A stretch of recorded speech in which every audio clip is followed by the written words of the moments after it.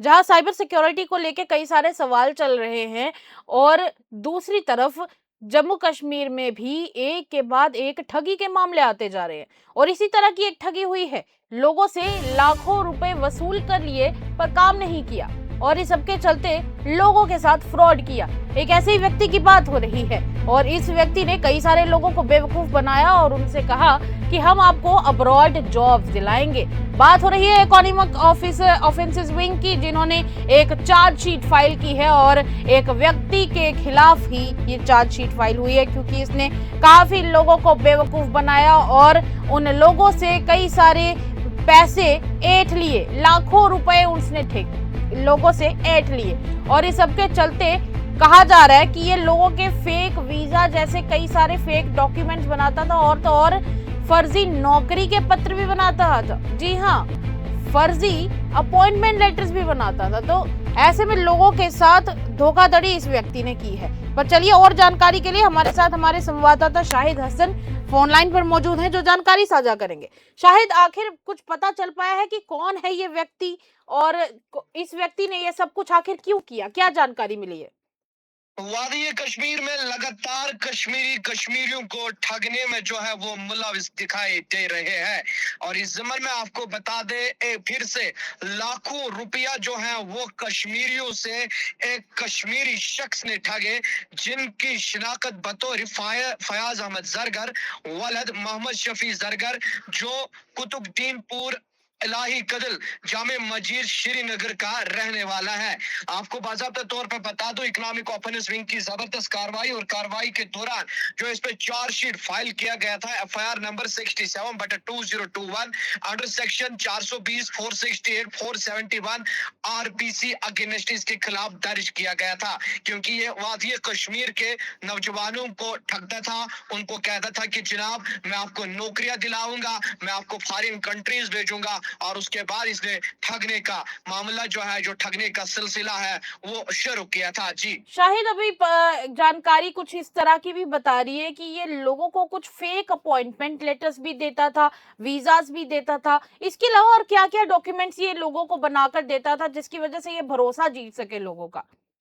फयाज अहमद जरगर जो है, ये वादी कश्मीर के अंदर जब किसी नौजवान को ठगता था या लोगों को ठगता था, ये बहुत सारे चीजें जो है प्रोवाइड करता था, जैसे जाली job offer letters, visa, air tickets और बाकी डॉक्यूमेंट्स जो है वो देता था, और उनको कहता था कि जनाब आपको मैं नौकरी दिलाऊंगा। और यहाँ पे आप देखें, साक्षी देखने वाली ये बात है, जब ये लोगों को ठगता था तो ये स्मार्ट तरीके से ठगता था, क्योंकि जब इसको ये शक हुआ कि मेरी क्रेडिबिलिटी का सवाल है, लोग बताएंगे जनाब ऑफर लेटर दिया, इंटरव्यू नहीं हुआ, हमने कुछ नहीं किया है, तो ये कैसी नौकरी है। और उसके लिए ये लोगों को बताता था कि आपको जो है ऑनलाइन इंटरव्यूज देने पड़ेंगे, मेडिकल एग्जामिनेशन जो है वो ऑनलाइन देने पड़ेंगे, और बाकी जो एग्जीक्यूटिव अरेंजमेंट्स है वो ये ऑनलाइन कराता था। और उसके साथ साथ जो है, जो इसने पैसे ठगे नौकरियों पे, किसी को भी नौकरी देने में ये कामयाब नहीं हुआ। अलबत्ता वादी कश्मीर के अंदर लोगों को ठगने में कामयाब हुआ।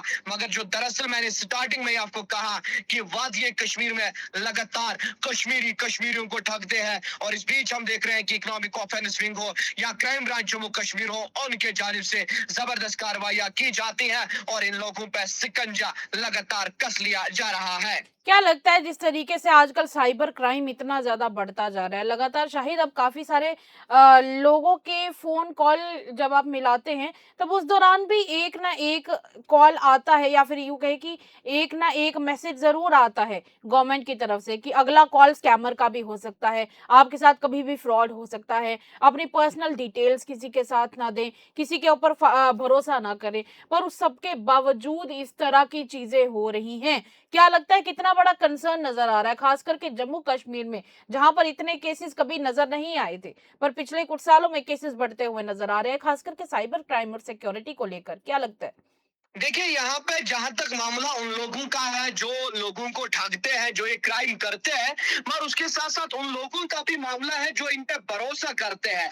वो किस चीज़ पे भरोसा करते हैं? आपको ये समझना होगा। एक ऐसा शख्स जिसके पास कोई नौकरी नहीं है, जो किसी सरकारी इदारे में काम नहीं करता है, वो लोगों को कहता है कि जनाब मैं नौकरियाँ दूँगा।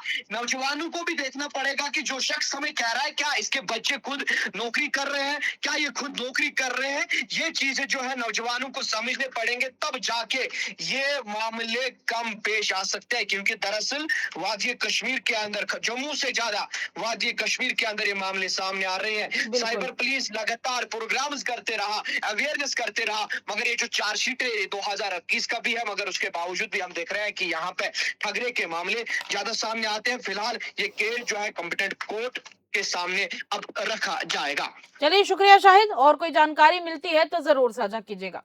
शाहिद हमारे साथ मौजूद थे, और एक बात तो साफ है कि अब इन लोगों के ऊपर शिकंजा जरूर कसा जा रहा है, और कसा भी जाना चाहिए, क्योंकि देखिए जाहिर सी बात है कि एक व्यक्ति जिसने अपनी कई सालों की कमाई अपने बच्चों पर लगाने की सोची, उनकी अच्छी एजुकेशन पर लगाने की सोची, उस व्यक्ति को ठग लिया गया। क्योंकि जाहिर सी बात है, वो कहते हैं ना कि पैसे पेड़ पर नहीं उगते हैं, उसके लिए आपको मेहनत करनी पड़ती है।